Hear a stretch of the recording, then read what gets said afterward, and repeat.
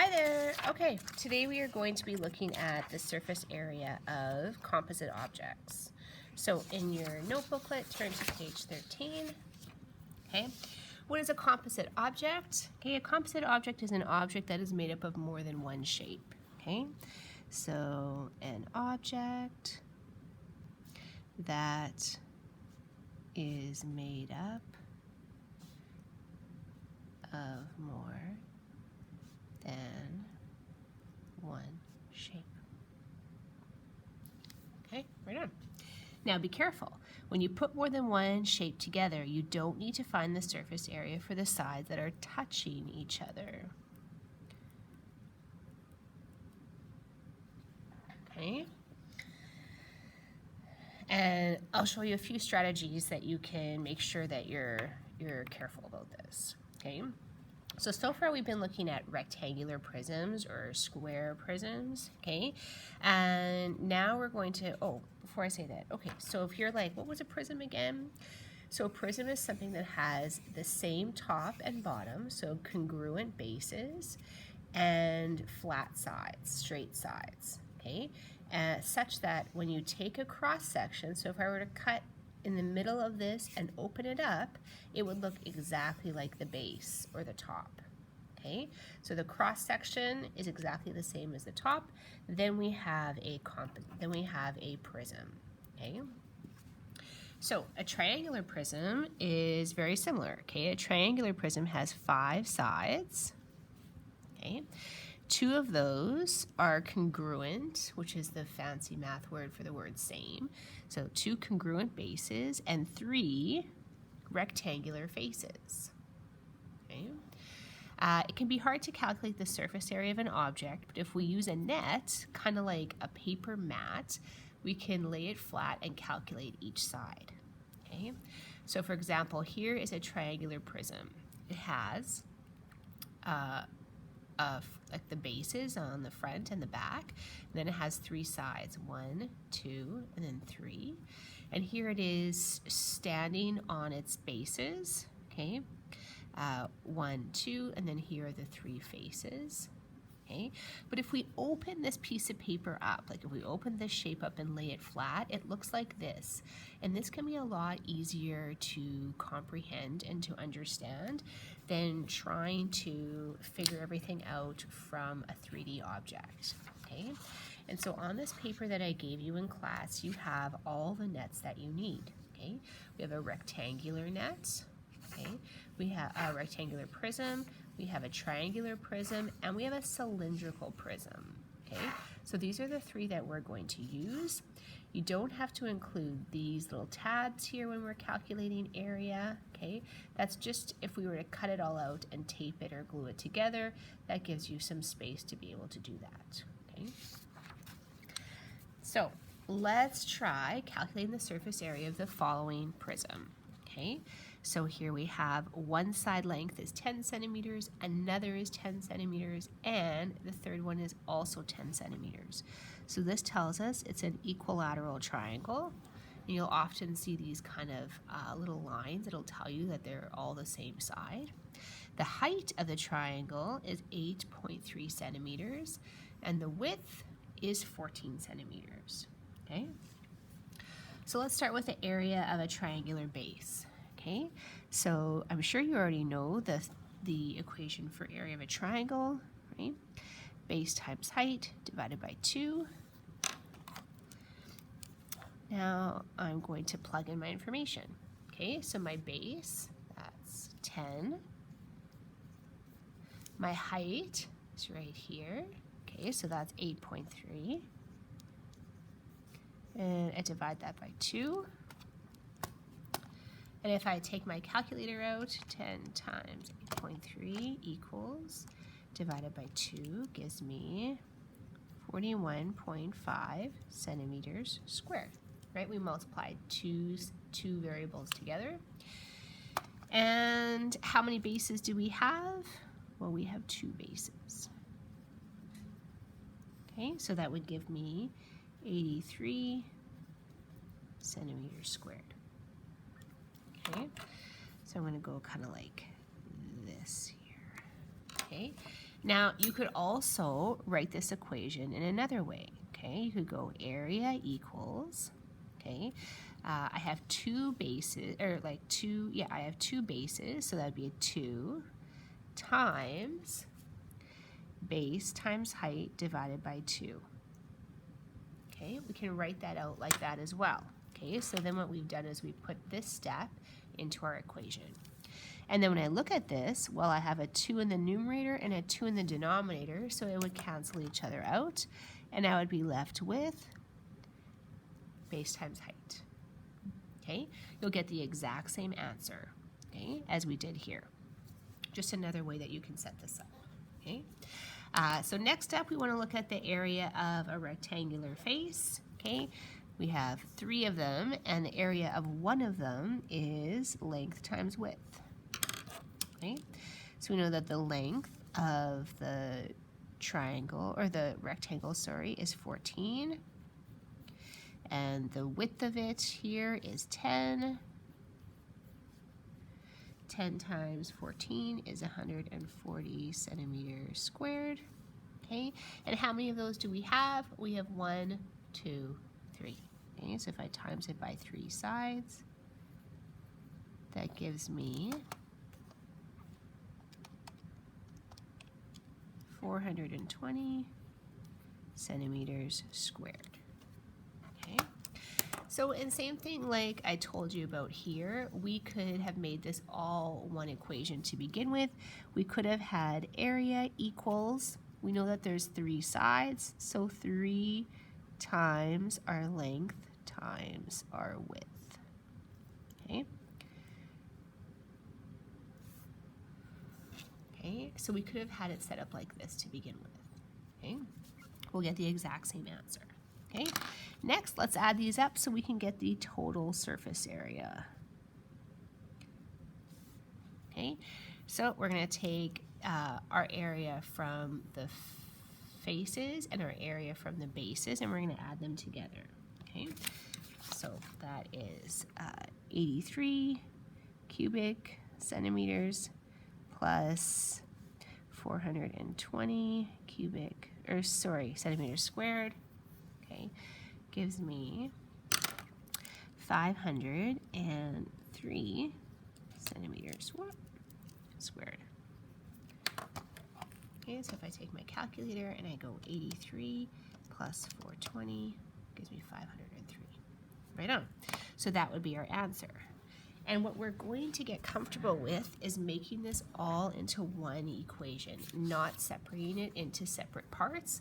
I just want to show you this so you could kind of see how all the parts come together. But if we were to write this as one equation, which we would just solve as it is, we would take these 2 parts and put them together. So surface area equals 3 length times width plus 2 times the base times height divided by 2. Okay, that is the equation we would use to solve for the surface area of a triangular prism. Okay, so when you know what, let's write that on our page. Okay, you can take out your gold page and we'll write this down right on it. So I'll make this kind of like a formula sheet at the same time. Okay, so we know that the area of a rectangle is, so I'll go like this, surface area equals length times width. Okay, let's kind of highlight this space here. Okay, and we know that the surface area of a triangle is base times height divided by 2. Okay, maybe I'll do that in a slightly different color. Okay, so my total equation for the triangular prism, it's going to be surface area equals 3 times length times width plus 2 base times height divided by 2. Okay, so now we have this and we can use this whenever we want to. Okay, if we were to take a look at our rectangular prism, okay, we can do something very similar. Okay, for a rectangular prism, we have, again, our surface area equals length times width. Okay, and that is for this shape right here.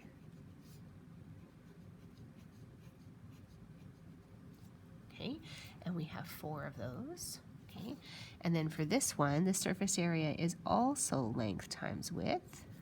Okay, but it's going to be a different area because the lengths and the widths are a different diameter or different size.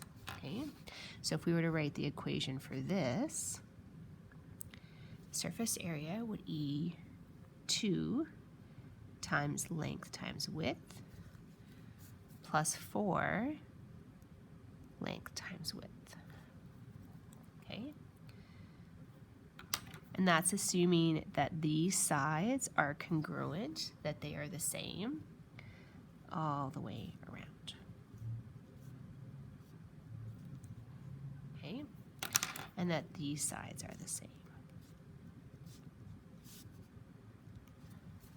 Okay, right on. So now we have 2 equations. Man, we're on a roll here. Let's turn the page. And let's try one on your own. Now that we've done one together, I'd like you to try this. You're going to pause the video, okay, and then you're going to give it a try, okay? And I will explain it right now, okay?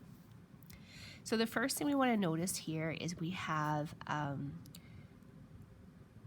triangle that has a base is 8 centimeters and the height is 3 centimeters, but we don't know what the lengths are here. They're not 8 centimeters because it hasn't given a little tick here in the bottom, okay? So we don't know what this is, okay? So I'm just going to put question marks here, okay? We know that the length of our triangle is 12 centimeters. But what we do know is that if we take a look at this, whoa, we have a right angle triangle. So before we do anything, we want to figure out the lengths here, okay, how long these sides are. So we're going to calculate the hypotenuse. Notice how we have a right angle triangle and we don't know what our hypotenuse is. So let's do that first, okay? So our first step, okay, is going to be using pith, right? So c squared equals a squared plus b squared, okay? Because we're looking at, we got a marker here. Come on. I know you can hear me. So, here we go. Okay. Okay. And this is going to come up a lot, okay? Where we're not given all of the sides, we have to find some sides, okay? So notice this here, okay? So this is our C, and this is our A, and this is our B, okay? So what is our A? Well, we know that our A is 3. That's going to be 3 squared. And what's our B? Okay, well, if the whole thing is 8, that means that B is 4 squared. Okay, so be careful. Don't put 8 because 8 is for the whole bottom. Okay, we just want half of that. Okay, so now C squared. So C is going to be the square root of 3 squared plus 4 squared. Okay, and if you plug that into your calculator, and you should get comfortable starting to put everything into one equation. Okay, so square root, then I'm going to go open bracket, 3 squared plus 4 squared, and then I'm going to close my bracket, and that tells the calculator I want to take the square root of this whole thing, and when I hit equals, I get 5. Okay, and you should try that too. Make sure you get the same thing on your calculator. Okay. Okay, next we're going to do our equation, okay? So we're going to write our equation out, okay, for our surface area of a triangular prism. So let's practice doing the whole equation together, okay? So we have 3 length times width plus 2 base times height divided by 2. Okay, so there's our whole equation. We know that we're going to cancel the 2's out. Okay, but it's good to show that you understand what's going on. And now let's plug in our information. Okay, so we have 3, and what's our length? Okay, well, our length is 8, and our width is 12. Okay, plus, and now we don't need that 2, and we don't need that 2, but we need our base still. So what's our base? Because this is now dealing with a triangle, so that's 8. And what's our height? 3. Okay. So far, so good. Okay. So now we're going to do multiplication first. So now we can multiply these 3 together. Okay. So I get 3 times 8 times 12. Okay. So that gives me 288. Oh, sorry. I've made a mistake, and I just caught it just now. Okay. This triangle has, these sides are 5. Okay, these sides are 5. Okay, so this means we have 2 faces that are 12 by 5. Okay, this one's also 12 by 5, but then we also have one face that's 12 by 8. Okay, so that means we can't just use this blindly because this isn't an equilateral triangle. So I'm going to adjust that and fix this equation. Okay, so now we're going to have 2 length times width plus our separate length times width. Okay, now plus our 2 base times height divided by 2. Okay, so now that takes into account the fact that we don't have an equilateral triangle. So now let's try that again. Okay, so now I have 2 times, so 12 times 5, 12 times 5, okay, plus 12 times 8, which is the base, okay, and then plus our base times height, okay, and the base of our triangle is 8, and the height is 3. Okay, there we go. Now we've got everything down, okay? So 12 times 5 times 2, okay?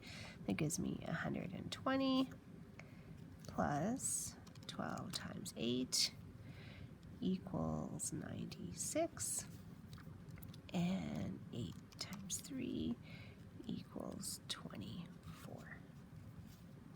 Now if I add those all together, I get 240 centimeters squared. Okay. There we go.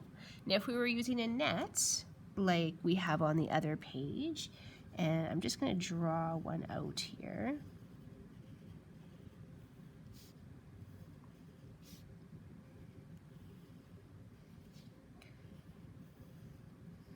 We would be able to spot this issue a lot sooner, okay?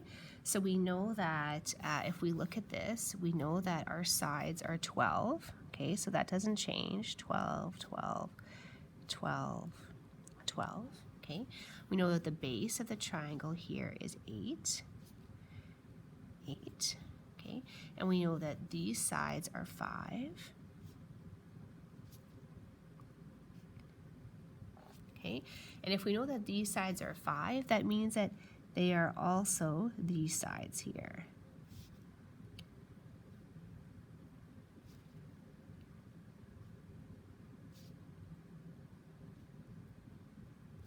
Okay, and that's why you would have seen, oh, I have one rectangle that's the same, I have another rectangle that's the same, but here I have my third one is not the same, so I have to make some adjustments, okay?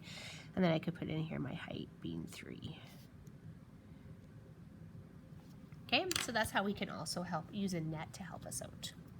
Okay, Now, I want you to try this one on its own, okay? What do we do when we have a right triangular prism? Okay, take it step by step, okay? It's no different than before. Okay, give it a try, pause, and then come back and see if you got the same thing I did, okay? Okay, so the first thing I want to do is I want to write down my equation, okay? So surface area equals, so I'm going to take a look at my bases first, okay? So I have triangles here, so this is base times height divided by 2, and I have 2 of them, 1 and 2, so I'm going to multiply those by 2, okay? Now I'm going to look at my sides, right? So I have one side that's 8 by 3, okay? I have another side that's 8 by 4, that's the bottom here. Then I have another side that's 8 by 5, okay? So I can't multiply my length and width by anything, so I'm going to have to add each one separately. Okay, so I know here to start off with, my 2's are going to cancel out, and I can plug in my information. Okay, so the base of my triangle here is 4, and my height is 3. Okay, we don't use the 5 because that's a hypotenuse. Okay, and then we have, next one, 8 times 3, okay, plus 8 times 4, plus 8 times 5. Okay. Now let's calculate each of those. 4 times 3 is 12. 8 times 3 is 24. 8 times 4 is 32. 8 times 5 is 40. Okay, add those all up together.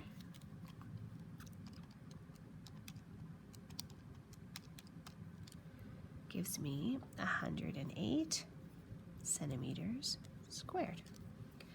I'm sure you got the exact same answer. Okay, right on. Awesome. Okay, so that is triangular prisms, and that shows you the 3 kind of different triangles you're going to come across, or types of prisms. One is a right angle triangular prism. One is a triangular prism that's not equilateral, okay, so all 3 sides of the base are not the same, and here you have to find a missing side using pith. And the first one was an equilateral triangle, where all the sides of the base are the same. Okay, so the last one I want to talk to you about is cylinders. Okay, so if you think about a Campbell's soup can, right? How do we find the surface of a cylinder? Okay, so if I'm thinking about this, and if I look at this cup, okay, and I'm trying to find, this isn't really a great cylinder because it's not even. It's a bad example. Okay, we'll just pretend that it's even. Okay, what shapes do we need to take into account? Okay, well, we have 2 circles. We have one on the top and we have one on the bottom. Okay, so we have 2 circles on top and on the bottom. Okay, and then we have this round middle, right? We don't have flat rectangular sides, right? So we have a round middle. Okay, so the first thing we need to know is, what is the area of a circle? And I'm guessing you probably remember this and you're saying it into the computer. Okay, it is pi r squared. Okay, pi, remember that symbol? Okay, pi r squared. And since we have 2, right, a top and a bottom, it would be 2 pi r squared. Oh, excuse me.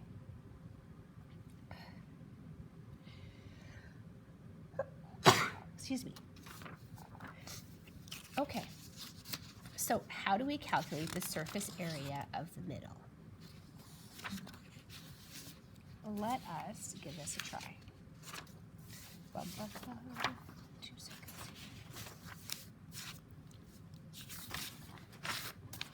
Okay, turn the page. So the equation for a cylinder is this. Surface area equals 2 pi r squared h. Okay, this is the circumference of a circle, or the circumference of the cylinder, plus 2 pi r squared. Okay, so this is for the round sides. Okay, this gives us our circumference. Okay, and this is for the top and bottom.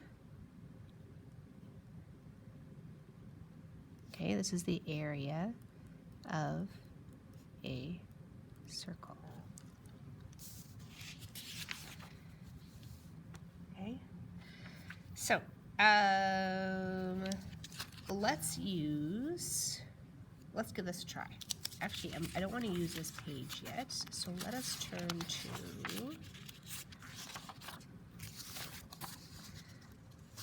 here to our Campbell's example. Okay, so if we have a can of Campbell's soup, okay, and we're going to give the radius as 3.75 centimeters. Okay, and we're going to give the height of the can as 11.2 centimeters. Okay, 3.75 centimeters, and the height is going to be 11.2. So height and radius. Okay, so now all we do is we write out our equation, and then we plug everything in to solve. Okay, so our equation for surface area equals 2 pi r squared, 2 pi r h plus 2 pi r squared. Okay, so now if I plug this information in, I'm going to get 2 times pi times my radius, so I'm going to put 3.75, times my height, which is 11.2. Okay, so that's all one equation, all things being multiplied together, and then I have 2 times pi times r squared, 3.75 squared. Okay, so remember I have to multiply that one first. Okay.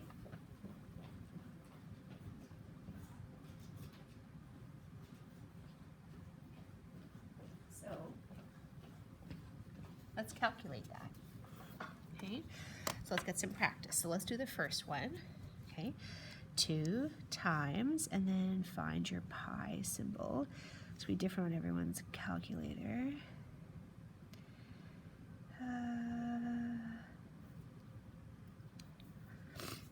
Where is pi? Why can't I find the pi symbol?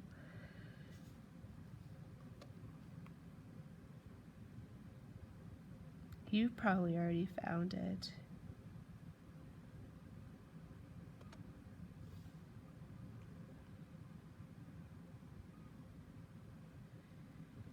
No, I do not see it at all. Okay, I'm going to grab a different calculator. Oh yeah, this works. Okay, we'll try this calculator.